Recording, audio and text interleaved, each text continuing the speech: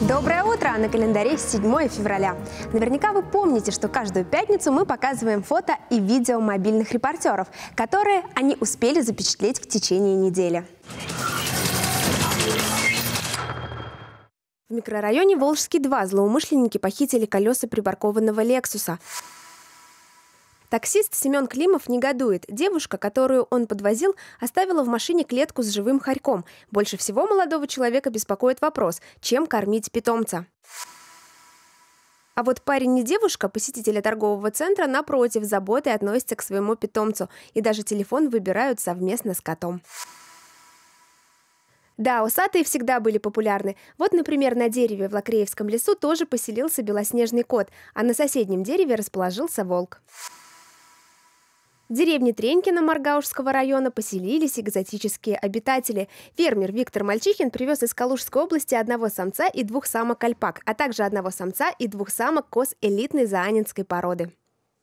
Впереди выходные. Наверняка многие задумались, как их провести. Предложу вам хорошую идею. В воскресенье посетить Олимпийский стадион. Там в 10 утра начнется праздник зимних видов спорта.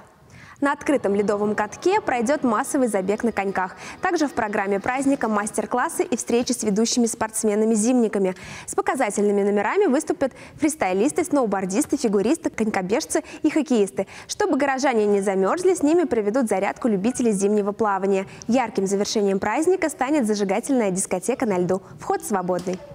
Сегодня в 14 часов в музейно-выставочном центре Чувашского национального музея в рамках проекта «Территория Победы» открывается выставка «Окна сатиры». Выставка передвижная, подготовлена Московским центральным музеем Великой Отечественной войны 1941-1945 годов.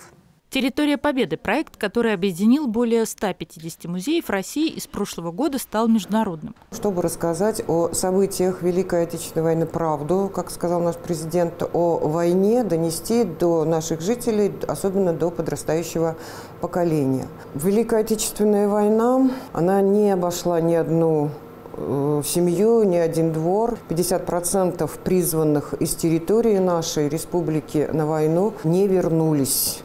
В рамках проекта «Территория Победы» проходят показы фильмов тех лет и современных картин о войне. Широкий отклик нашли акции «Ромашка. Победа. Семейная история войны» и «День фронтовой собаки». Сегодня еще один этап открытия передвижной выставки копий плакатов «Окна сатиры». К штыку в те тревожные годы приравнивали и перо, и кисть.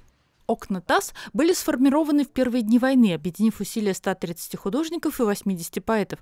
Среди тех, кто работал над плакатами, Кукрыникс, Самуил Маршак, Константин Симонов и Демьян Бедный. Особенностью плакатов «Окон ТАСС» было то, что они изготавливались фактически вручную, не типографским печатным способом, путем нанесения клеевых красок через трафарет на бумагу. Из Москвы на специальных машинах актуальные плакаты отправляли на фронт, помогали в распространении и партизаны.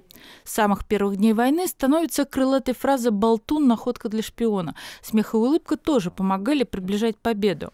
Выставка «Окна сатиры» в залах Музея воинской славы будет работать до 1 марта. На сегодня у меня все. Всем хорошего завершения рабочей недели и приятных выходных.